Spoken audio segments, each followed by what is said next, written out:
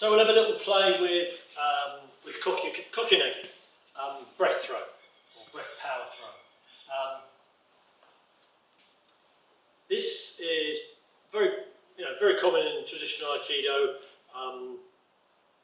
It's great fun. Lots of clubs around the world will finish a session with this because it's nice and expansive, and it's flowing, and it's got all that lovely feeling to it.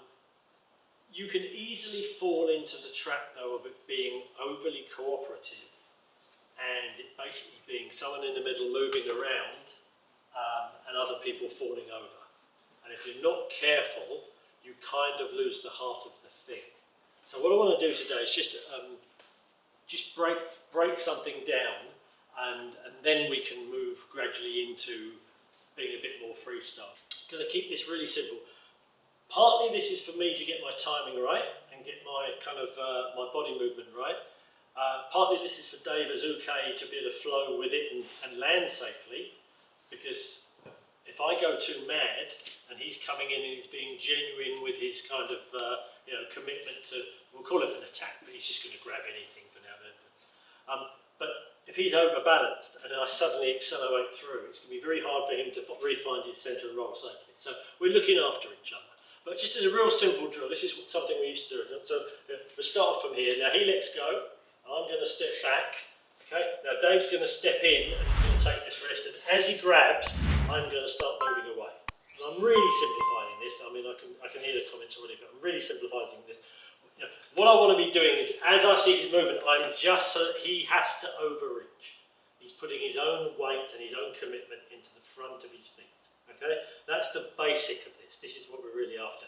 Eventually, you get this whole, you get this whole thing where you're putting your whole kind of, have this. You're really offering, and you're psychologically trying to connect to the person to make them come in. You'll see this with really good boxers and stuff. They'll leave a gap in their thing to try and bring the overhand in because they've got the counter set up. And it's the same thing. It becomes leading, and that's what this is. This is the first part of KOKYU-NAGE. There is no kokyu. There's no breath throw without the leading. Because if I stand there and he just grabs and he's solid, I'm going to have to do something else biomechanically. I'm not redirecting what he's got. It's not just my breath. Yeah, so something I always forget to say when we're doing this is that officially, when you're doing this, you shouldn't really grab your partner. So if you're receiving, you should be using their grip, their connection, even if it's slight, because it's a sensitivity drill. You're trying to lead what they're giving you. The minute you start to get hold of them, especially if you've got a bit of training, your muscle memory is immediately going to start putting links through the arms, and you're going to be locking stuffing out, you'll be connecting to your spine, and you'll be doing stuff to your partner, if you like. And really this is about them giving you an intention of a grab or a push or whatever it is, and you redirecting that in the purest possible way. And again, you could argue about the practicality of this. If you're really good, obviously you can move a drunk out the way and push him into a wall and get in a cab and buy it, if you're lucky. But the idea of this is really useful for everybody. The idea that you don't have to be force on force, If you're grabbing with two hands, because you can go one up, one down, and you've already taken structure. And again, don't do stuff from your shoulders. Drop your body, turn, create a shape like that. If you end up going, I have to get this to right, so it's uchi, which is inside, or soto, which is outside, it doesn't really matter. What you'll feel is a slightly different connection through the shoulders, that's all. But if he's come in and gone here, and we go inside here, and there's my shape, and he does a lovely break forward, that's just, it's fine. Once you've got this feeling, if you go to the outside, that's fine as well. If there's someone behind you or there's a wall, you can project that way, but you're still moving your partner through the general direction of the line of force. Okay? So what I want you to do is pair up. Try this in the dojos at home as well, because there's millions of versions of this. Once you've got this rotation up and down, and you can practice front leg or you can go back leg, it gives you a different kind of balance point. But also, if you're with someone, it's quite rare for me to be shorter than someone, not really, but that might be an option, something with more pressure down. You know, it might be more of this kind of thing. You know, you've got to do what's relevant to your own body shape. Some of the lads we had here earlier, like Max, who's built like a tank. You know, it would be a smaller version because he's got the body mass to, you know, just generate stuff from his feet. So play about with it. You've got to work out your own repertoire. So let's have a play with this. Grab a partner. Let's just go back into pairs. Single, one up, one down. However you want to do this. You know, if he's coming in and I mistime this, I can just let one go and I can just pop it over one shoulder. You know, I can go in and I can go through right to the side. I'm trying to stay in the camera. I should have gone further through. You know, I can turn in and I can move much more that way if I want to be a bit more dynamic. You know. So one of the aspects of this that's the real joy of the training, and the reason that so many people will do this is get surrounded by people. When it was first taught to me as a kid, it was like, this is the beginnings of learning how to deal with multiple attackers. Yeah, it kind of is, but that's way down the kind of the line. What this really is about is you being able to present your centre and stay mechanically efficient and not let things necessarily come towards you.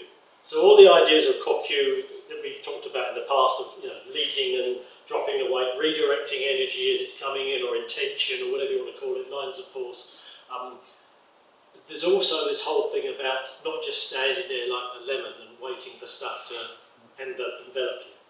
So if we've got Dave, can I, yeah, and Teresa. So just yeah, it's not a circle, but it's three people.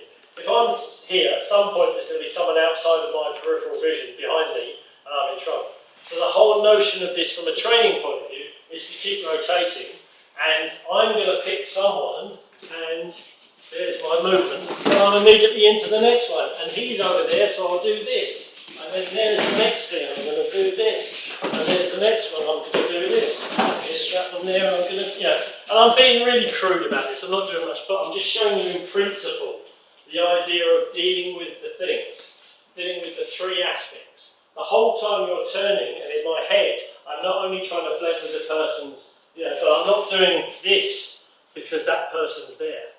I'm making sure I'm trying to use the person as a shield as I'm doing the thing, and then I'm picking up the next one, and whichever version I want to do, I can do, and then I'm picking the next thing, you know. So it's getting used strategically, if you like, to dealing with that shape. Obviously, if this was a real threat, we're not really going to that, but this is like the ground level version of dealing with that. If it was a real threat, and you know, we all know the deal, you find one person, you get to the outside, you get away from the circle and you depart. But this isn't necessarily that, but it's the beginnings of that. So even though you're just doing a simple drill of blending, you're still, in your mind, you're still dealing with what's the other chain of events. So let's try this as a circle, and if you do this in your dojos at home, you can add this in, take it out, see how it affects you. Have someone in the circle, make sure, I mean, if you're just getting used to doing the throws, sure, have everyone line up and just practice the single throws to get your timing. That's fine. But as soon as you can, get into this body movement thing where you're turning, you're rotating, you've got to keep your structure nice and upright. You can't be doing this and closing off your vision. You've got to be taking information in the whole time. You blend with one person, you're making the shape, whatever it is. He's being very nice and falling over, we're just doing a drill. And then the next person, I can see there's something here, you know. So that you're constantly trying to control the space, you're constantly trying to lead the intention of what's going on. It is only a drill, but it does have very good practical core principle things underneath, because you are moving through correct mechanics the whole time. You're trying to get your timing right, you're having to blend with different people's mechanics, different people's kind of stiffnesses and rigidity, and some people may be a bit more timid, some people might be a bit more aggressive, and you've got to blend with all of this. It's a very good low-level entry drill for people to get used to timing and leading and redirection. You know, the Aikido